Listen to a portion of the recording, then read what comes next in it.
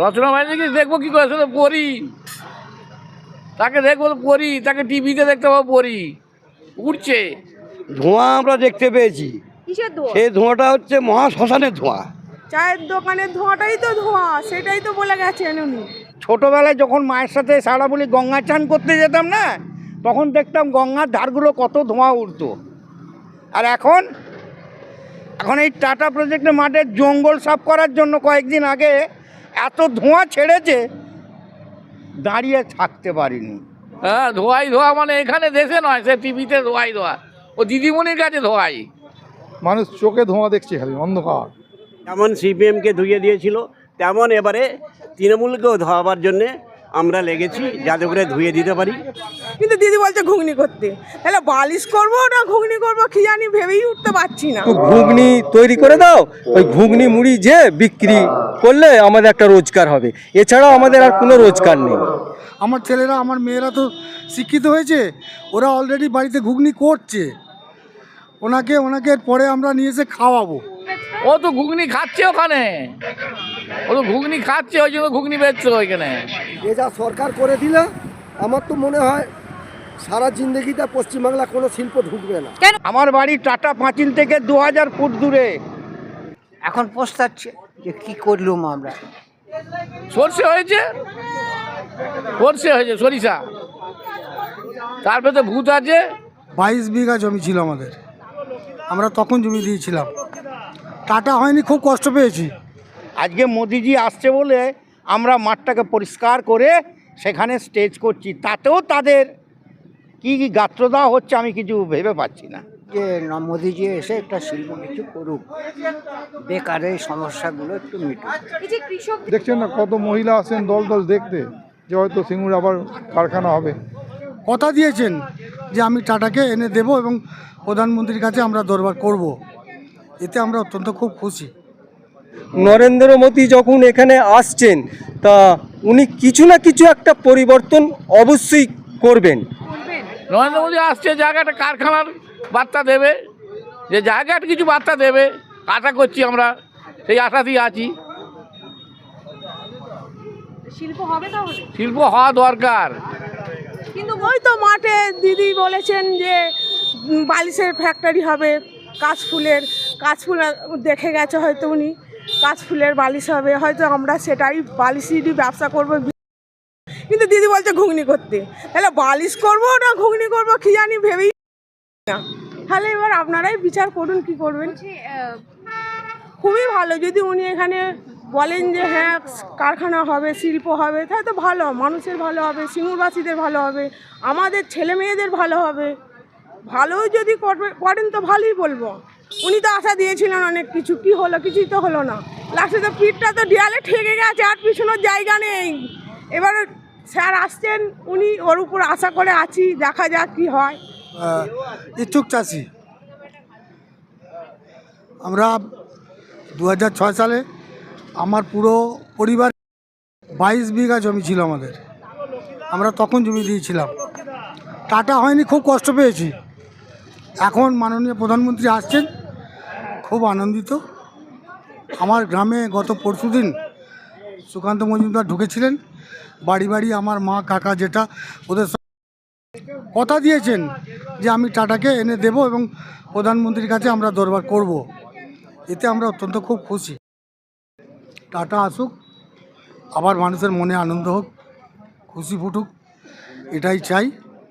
আর সমস্ত আমাদের এই 3টে পঞ্চায়েতের চাষিদের মা বোনেদের কাছে আমি অনুরোধ রাখছি যে আপনারা পরিবর্তন করুন, যাতে টাটা আসে।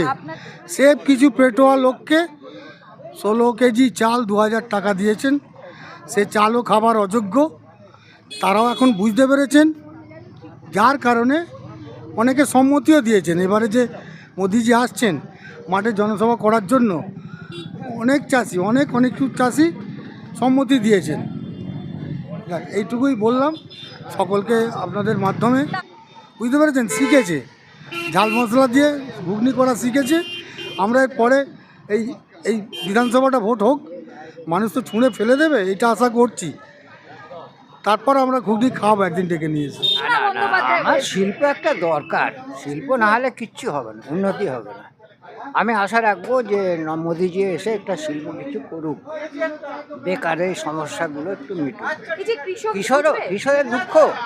কিশোরের দুঃখ কৃষক এখানে তো চাষবাস কিছু করে না, পড়ে আছে তো। কৃষক কীখানে বলছে চাষবাস কিছুই নেই, ধুয়ো পড়ে আছে, সেই 8 সাল চলে গেছে, ব্যাস পাওয়াটা। মোদিজি আসলে খুব আশা রাখবো একটা কিছু শিল্প একটা প্রস্তাবনা রাখবে, এবার হবে, বেকার ছেলেদের কিছু একটা সমস্যা মিটবে, এটাই আশা করি। এখানে তো ধোঁয়া তো প্রচুর ধোঁয়া, এখানে শুধু পাবলিকের সমাগম বেশি, কিন্তু সবাই চাইছে এখানে একটা শিল্প হোক। কিন্তু এখানকার স্থানীয় কিছু নেতা আছে, আমাদের দালাল গোছের আছে, এরা চাইছে না, জমি যাতে না দেয় তার জন্য পিছনে পড়ে গেছে। কিন্তু চাষিরা স্বতঃস্ফূর্তভাবে সমস্ত জমি এখানে দিয়েছে, তাদের পর্চা দিয়েছে, তারা লিখিত দিয়েছে, ডকুমেন্ট দিয়েছে, সমস্ত কিছু দিয়েছে।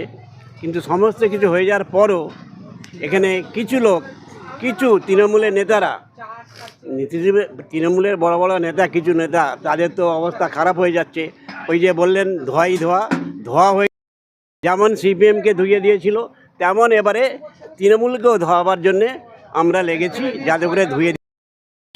হ্যাঁ, কিন্তু এই নেতাদের জ্বালায় এখানে জমি যারা দিয়েছে, স্বতঃস্ফূর্তভাবে জমি দিয়েছে, তাদের বাড়িতে গিয়ে বলছে তোমরা কেন দিলে, তোমাদের 16 কিলো চাল 2000 টাকা আমরা দিচ্ছি, তোমাদের সুযোগ সুবিধা করে দিচ্ছি, তোমাদের কোথায় সাবমার্শাল হবে, কোথায় সোলার হবে সেটা করে দিচ্ছি, এ মাঠে পারমিশন করে অন্য মাঠে করে দিচ্ছি, তা সত্ত্বেও তোমরা কেন জমি দিলে?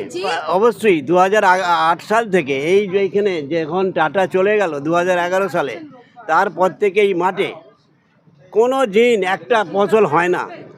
আমাদের মাননীয় তখনকার বিধায়ক ছিলেন রবীন্দ্রনাথ ভট্টাচার্য, তিনি মাস্টারমশাই ছিলেন, তিনি বলে গেলেন 3 ফসলি। আপনারা সবাই গিয়ে দেখুন, ওটা 3 ফসলি জমি না 4 ফসলি জমি, উনি নিজে বললেন, আমরা মুখে শুনলাম। তা একটা মাস্টারমশাই যদি এরকম মিথ্যা কথা বলেন, তাহলে কি হবে বলুন তো দেশের? তো যাই হোক, এখন সবাই চাইছে, সবাই দেখুন, সেটা হচ্ছে মোদির ব্যাপার। মোদি কি বার্তা দেবে সেটা মোদিই জানে। কিন্তু আমরা সবাই চাইছি, এখানকার চাষিরা, গ্রামবাসীরা সবাই চাইছে যাতে এখানে শিল্প হলে এখানকার উন্নতি, গ্রামের উন্নতি, পাড়ার উন্নতি এবং আমাদের দেশের উন্নতি হবে। এইটা কিন্তু স্বতঃস্ফূর্তভাবে সবাই, ছোট বড় আবাল বাধ্যবনিকা সবাই বলছে যে শিল্প হোক।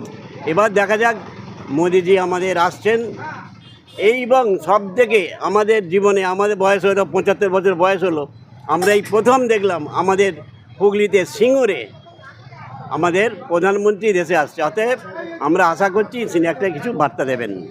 সিঙ্গুরে কোনো শিল্প হয়নি, উল্টে আমাদের সিঙ্গুরবাসীর এই 3টে পঞ্চায়েত এলাকা ভিত্তি, কেজিটি, বেড়াবেড়ি, গোপালনগর পঞ্চায়েত এলাকা ভিত্তি যে সমস্ত জমি আছে, সমস্ত জমি আজকে জঙ্গলে পরিণত। আজকে মোদিজি আসছে বলে আমরা মাঠটাকে পরিষ্কার করে সেখানে স্টেজ করছি, তাতেও তাদের কি গাত্রদাহ হচ্ছে আমি কিছু ভেবে পাচ্ছি না। কি বললো বোঝা গেল?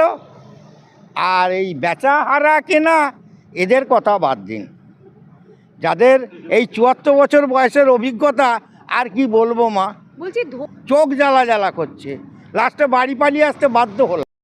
কারখানা ধোয়া আপনার চোখে পড়লো না? না, এই মাঠের জঙ্গলের ওই হড়া পোড়ার গন্ধ আসছে, হড়া পোড়ার আগুন জ্বলছে, কিন্তু ভিতরে যেটা আগুন আছে না, সেই ভিতরের আগুনটা কাউকে তো দেখাতে পারবো না মা। চাষিদের মনের আগুন, বুকের আগুন কি নেভাতে পারবে দেশের প্রধানমন্ত্রী নরেন্দ্র মোদী? অবশ্যই নেভাবে, আর নেভাবে বলেই আজকে সারা পশ্চিমবাংলায় যা সাড়া আছে, সামনের এই 26এটি ওনার দফা শেষ। দেখুন, সিঙ্গুরের মানুষ অত্যন্ত শান্তপ্রিয়। সিঙ্গুরে যে ধ্বংসাত্মক আন্দোলন হয়েছিল, সেই আন্দোলন সিঙ্গুরের মানুষ করেনি।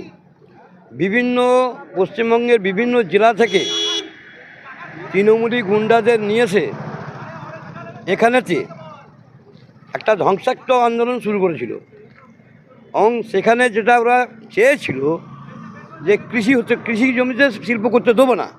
সারা সিঙ্গুর থেকে শেওড়াফুলি পর্যন্ত হুগলি সাংগঠনিক জেলা, হুগলি লোকসভার মধ্যে ধোঁয়া আমরা দেখতে পেয়েছি। সেই ধোঁয়াটা হচ্ছে যেখানে শ্মশানগুলো আছে সেই চিমনির ধোঁয়াগুলো হয়তো উনি দেখেছিলেন, কিন্তু বাস্তবে কারখানার কোনো ধোঁয়া উনি দেখতে পাননি। সিঙ্গুরের মানুষ নতুন করে আশায় বুক বাঁধছে যে আবার নতুন করে সিঙ্গুর বাঁচবে। সিঙ্গুর তো মরে আছে, অন্ধকারে ডুবে গেছে সিঙ্গুর। সিঙ্গুরের সঙ্গে সারা পশ্চিমবাংলার ভাগ্য অন্ধকারে তলিয়ে গেছে। দিস্তা কাগজ এরকম দিস্তা বান্ডিল দেওয়া আছে ওখানে অনুমতির জন্য। চাষিরা খুশি মনে, তাদের আন্তরিকতার সঙ্গে তারা পারমিশন দিয়েছেন, অনুমতি দিয়েছেন তারা। ও মাঠ পড়েছিল, তাকে পরিষ্কার করছে জঙ্গল। হঠাৎ করে মোদি আসার আগে মাঠ পরিষ্কার করছে, এই ভয় পরিষ্কার করছে। শিল্প হয়েছে সিঙ্গুরে না? আপনারা কি চাইছেন মোদি আসুক, মানে শিল্প করুক? শিল্প আসুক, শিল্প তো দরকার। এখনকার জুনিয়র ছেলেমেয়েরা কি করবে? তারা মাঠের চাষাবাদ করতে যাবে? দিদি এইখানে দাঁড়িয়ে বলে গেল এখানকার আলু ভিন্নের রাজ্যে যায়। এখন সেই আলু কি করছে দিদি? বলছে চপ করো, চপ করে খেতে বলছে। কত লোক খাবে? কেন 15 বছরে শিল্প আসেনি? না, সব বন্ধ হয়ে গেছে। আর 30 বছরের শিল্প সব বন্ধ হয়ে গেছে। 15 বছর নয়, 30 বছর ধরে সব শিল্প বন্ধ হয়ে গেছে সিপিএম আমল থেকে। সিঙ্গুরে চাষিদের জন্য উনি যে বলেছিলেন যে আমি জমিতে মাটি ফেলে 2 ফুট উঁচু করে দেবো, চাষ করার জন্য চাষ করার যোগ্য জমি করে দেবো, কিন্তু সেসব চাষ করার যোগ্য জমি হয়নি। ঠিক আছে, এখনও পুরো কাঁকড়ে ভর্তি এবং বুলডোজারও ভর্তি জমিতে। ঠিক আছে, উনি মঞ্চের একটা কথা খুব ভালো বলেছেন আমার দিকে, আমরা খুব শুনে খুব খুশি হয়েছি যে মাকে বলবেন যে একটু ঘুগনি তৈরি করে দাও, ওই ঘুগনি মুড়ি যে বিক্রি করলে আমাদের একটা রোজগার হবে। এছাড়া আমাদের আর কোনো রোজগার নেই। চাষের জমি যেরকম উনি অপরিষ্কার ছিল অপরিষ্কারই করে দিয়ে গেছেন, জমি চাষ করার যোগ্য। জমিগুলো তো দেখতে পাচ্ছি কোনো চাষের কিছু নেই, ঘুঘু ঘুরছে। হ্যাঁ, ঘুঘু ঘুরছে এবং বেনা গাছে ভর্তি, বন জঙ্গল হয়ে ভর্তি। এই এখন 50-60টা বুলডোজার নেবেছে, হ্যাঁ নেবে, এই কদিনের মধ্যে পরিষ্কার হচ্ছে। এটা আমাদের প্রধানমন্ত্রী আসছেন, ঠিক আছে, সেই জন্য এটা সাফাই হচ্ছে। তাছাড়া জমি এই রকমই পড়ে রয়েছে। আচ্ছা, মুখ্যমন্ত্রী তো পারেননি, হ্যাঁ কি বলছেন? হ্যাঁ, উনি যে বাধা করেছিলেন, উনি যে আমার দিকে আশা দিয়েছিলেন, সেই অনুযায়ী উনি কিছুই করে দেখাতে পারেননি। তাহলে কি প্রধানমন্ত্রী আসছে, আপনি মনে করছেন যে প্রধানমন্ত্রী শিল্প আনতে পারবে? এই যে আপনি এসেছেন, সভা দেখতে এসেছেন, হ্যাঁ, আপনি কি চাইছেন বা মনে করছেন যে প্রধানমন্ত্রী কিছু করতে পারবেন? হ্যাঁ, আমার তো পুরো, মানে শুধু আমার নয়, এই সিঙ্গুর গ্রামবাসী, হ্যাঁ মানে প্রত্যেকের মুখে এটাই শোনা যাচ্ছে, আমাদের পুরো নরেন্দ্র মোদী যখন এখানে আসছেন তা উনি কিছু না কিছু একটা পরিবর্তন অবশ্যই, হ্যাঁ ওনার উপর পুরো আমাদের বিশ্বাস আছে, ভরসা আছে যে উনি একটা পরিবর্তন অবশ্যই করবেন, শিল্প অবশ্যই আনবেন। সেই আশা নিয়ে আমরা ওনার উপর খুব উৎসাহিত হয়ে আছি। উনি এখানে আসছেন, আমরা খুব উৎসাহিত আছি।